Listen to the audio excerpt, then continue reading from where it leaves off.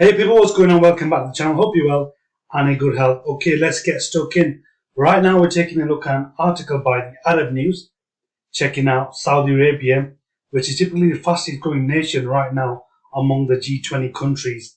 So just a few days ago there was a summit, a G20 summit, where some of the most powerful nations in the world came together to discuss various issues around economy, wealth, all these different elements, business, finance and trading and so on.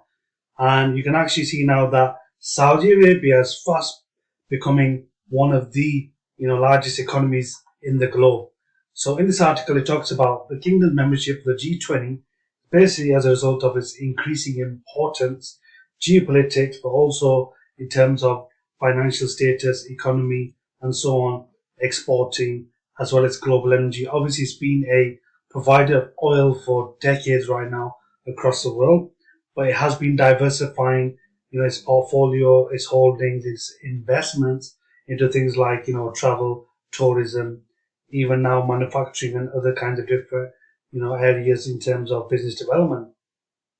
So you see the volume of international trade and worldwide impact is increasing as well. That's according to the Saudi press agency reports.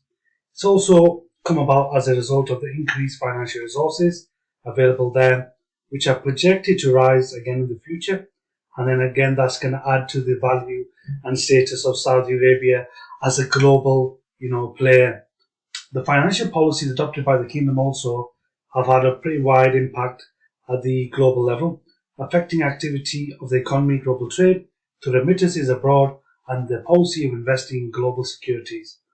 Now, the expansion of the circle of influence of the Saudi economic role in the region also contributed to the classification of the kingdom as being one of the best emerging economies in the world right now.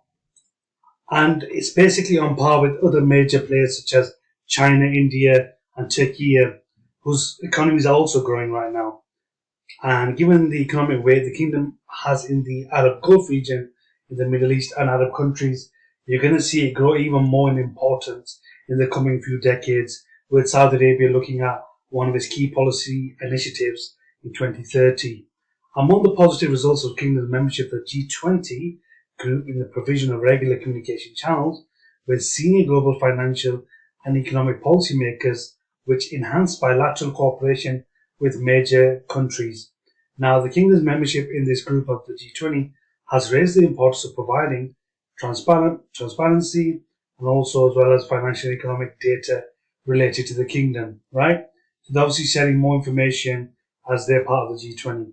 Similar to the countries of the developed world, it's expected that the kingdom's membership of the group will lead to coordination and reform of some policies in terms of a number of financial and economic fields, right?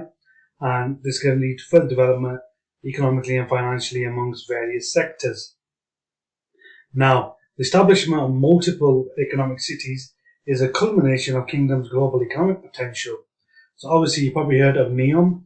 NEOM is the $500 billion city. You've got Trojena and the Line, all these different initiatives, highly kind of futuristic and amazing, to be honest, which are being developed in Saudi Arabia right now. Saudi Arabia has also initiated the construction of King Abdullah Financial Center, which is basically a project in Riyadh, and it covers an area of 1.6 million square meters, forming one of the major financial hubs in the actual globe due to its presence as one of the largest economies in the region. And it's the first of its kind in the Middle East region in terms of its size and technical specifications and so on. Now, Saudi Arabia has carried out a record number of reforms in recent years in terms of regulation and also supervision of the banking sectors and the financial entities. And again, this was appreciated by the World Bank, placing it 12th globally out of 183 countries, according to a recent report. So the kingdom, to its membership of G20 and in coordination with the countries of this group, like for example UK, USA, is exerting strong efforts to achieve stability and support developing countries in addition to contribution regionally and internationally and international development and enhancement of their institutions. Now, the economic decisions and policies adopted by Saudi Arabia during the years of comprehensive development were marked out by their moderation, and the kingdom is committed to playing an active and positive role to achieve global economic stability and formulate a global economic system that achieves equilibrium and sustainability, essentially, as well as positive economic growth. Okay, the OECD announced its annual report, basically that the OECD Global Economic Prospects for the year 2022-2023, Saudi Arabia GDP achieved the highest growth rate among the G20 countries. Obviously, that is amazing news for the people of Saudi Arabia, but we can also see a lot of the big players in terms of international companies, the big four and other companies out there, financial companies, business development companies, manufacturing companies, travel and tourism companies, sports companies, all type of companies are actually moving some of their HQs out there to places like Riyadh, Jeddah, in terms of they have seen the potential and the vision that the Saudi government has, and they want to get a piece of that pie and essentially benefit from the economic growth in Saudi Arabia. Now, the Saudi economy achieved 8.7% growth in GDP, the highest rate among G20 countries.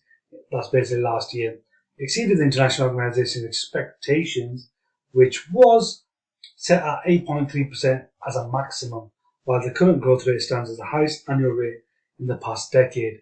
Saudi Arabia secured first place among the G20 countries in the rate of worker productivity growth in 2022, according to a series of modeled readings issued annually by the International Labour Organization. So essentially, you can see here that Saudi Arabia, if you read the rest of this article on the Arab News website, is developing at really, really fast rate, and being the fastest growing nation, the G20 amongst those different countries that form that group is an amazing achievement. And there is a lot of potential future economic prospects and opportunities taking place. So it's definitely a place to check out in terms of future prospects and starting a business in that region and growing. Okay, people, please do like, share, comment below, let us know what you think about the article. Catch you in the next one.